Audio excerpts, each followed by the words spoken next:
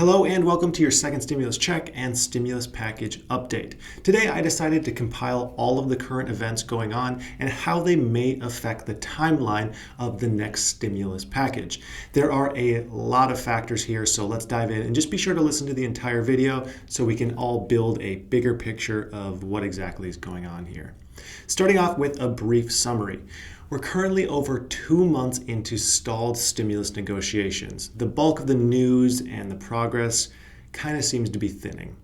As of right now, the major disagreements between the Democratic and the Republican sides seems to be the total package size. It's an endless debate of what is the ideal package size. Again, get your head out of the gutter. Republicans don't want to go anywhere higher than $1.5 trillion, where Democratic leadership doesn't want to go any lower than $2.2 trillion. And they're not really talking at this point. But even if the back and forth negotiations are stalled, there are still many outside events that may have an effect on the likelihood and the timeline of the next stimulus package. So let's dive into those reasons. The most recent factor affecting stimulus package progress is the unfortunate death of Supreme Court Justice Ruth Bader Ginsburg. I want to avoid going too far into politics here, but basically there's a disagreement on how this should be handled. Back in 2016, Republicans blocked a Supreme Court nomination, citing that appointing a new justice shouldn't happen in an election year. Well, here we are on an election year and a new justice is set to be appointed. Democrats are now saying that they're going to do whatever they can to block a new justice from being appointed. But why does this matter for the stimulus bill? The answer is time and energy. If you look at any political news site right now, you're going to see a majority of the articles having to do with the Supreme Court justice seat. If filling the seat for a justice is looked at as more important to a presidential victory than getting a stimulus bill passed, all of the focus will be shifted to their priority despite the millions of Americans in need. The president is expected to announce his justice nominee on Friday or Saturday of this week. Then this will be voted on in the Senate. As Americans in need, all we can really hope for on this front is for the vote to go through quickly, whether that means it's a pass or a block. Speed is what matters most in regards to the stimulus negotiations. Votes can typically happen pretty quickly in the Senate when the Senate is actually in Washington. However, this brings us to the next stimulus timeline issue. Senators were excused last Thursday to go to their home states until after the elections. This is very typical because, of course, legislators want to get voted back in, so they spend some extra time coming up to elections to ensure they get as many votes as possible. And again, this takes time and energy that could go towards stimulus negotiations and progress. I will say this is less of an issue than the first one because the majority of senators are not actually at the negotiation table. Even Mitch McConnell hasn't really been a part of negotiations. Treasury Secretary Steve Mnuchin has been heading negotiations on the Republican side along with Mark Meadows. However, this is an issue in the sense that you just don't have 100 senators itching to get something passed because they're preoccupied elsewhere. The next factor that may change timelines is actually a positive push.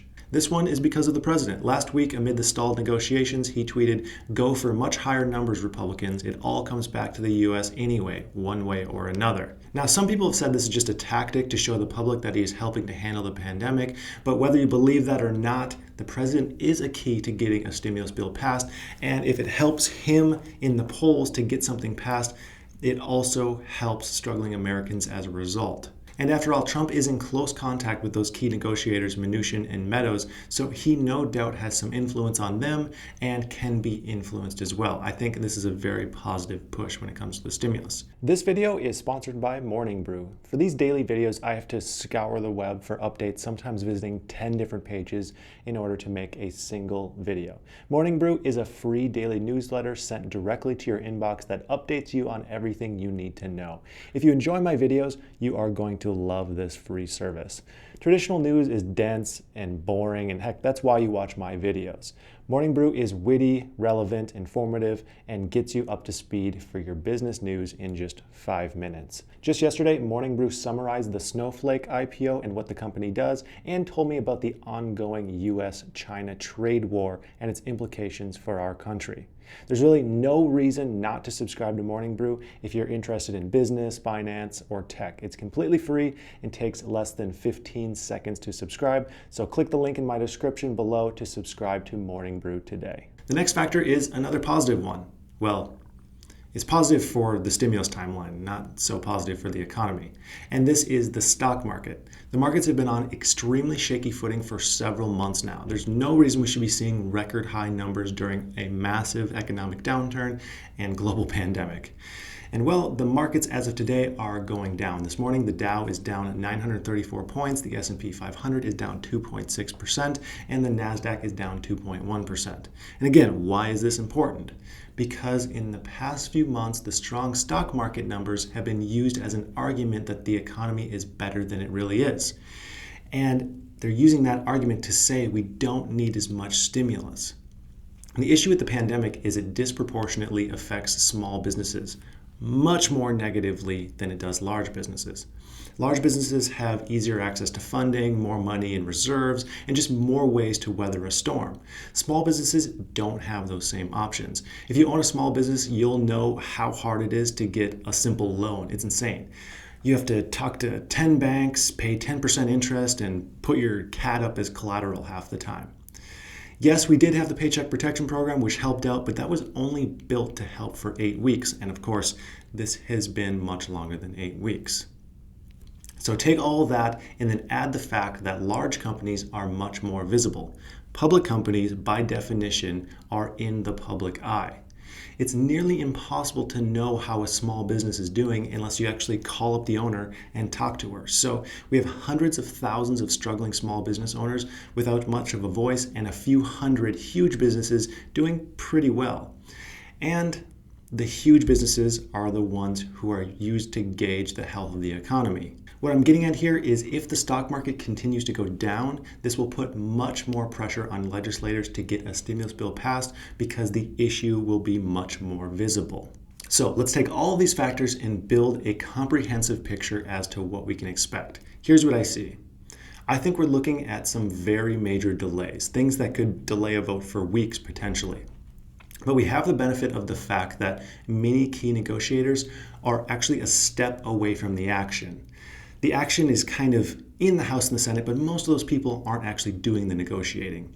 I generally have a positive yet realistic outlook as to just the future and what might happen next, and here's what I see. I think both sides ultimately want to get a bill passed before the elections. Democrats want it because they'll have more negotiation power before the elections, and Republicans want it because it will help a Republican presidency if they can get the package passed beforehand.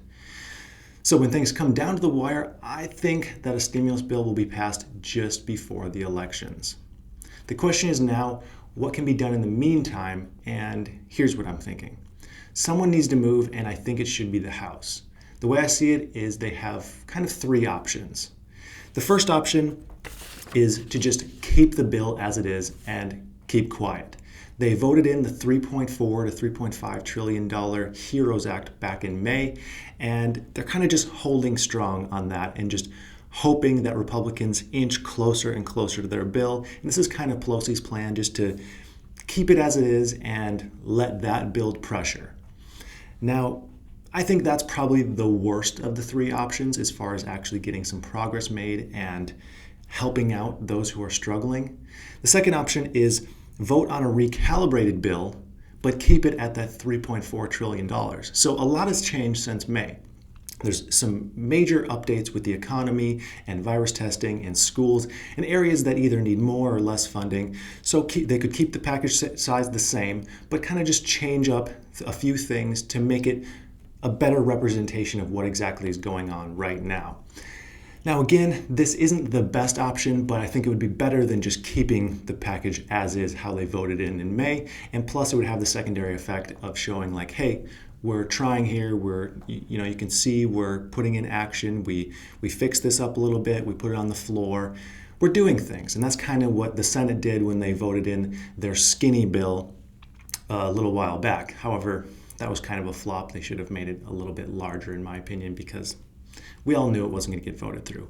But their third option, which I think is the best option, is to put together another bill between the sizes of like $2 and $2.2 trillion, down to the lowest amount that they've said they'll go to. build a bill out of that, show what can be done with $2 to $2.2 trillion, and put that on the floor. This does what the Republicans wanted to do with their skinny, but don't have any fluff in there. Just put what's absolutely necessary to help people in the current situation and show the public, hey, we're trying, we put this on the floor, we're doing what needs to be done, and then put it on the Republicans to say or to vote on this and respond to it. And they're going to get a much more reasonable response, especially with the time crunch before the elections. I just think that's the way to do it. Who knows if they actually end up doing that? I know there's a lot of more middle-of-the-road Democrats who want something like this to happen, and we can only just hope that leadership listens to their constituents and pushes something like this through. So this is all we have for today. I'd like to thank you for watching, and I hope you have a profitable day.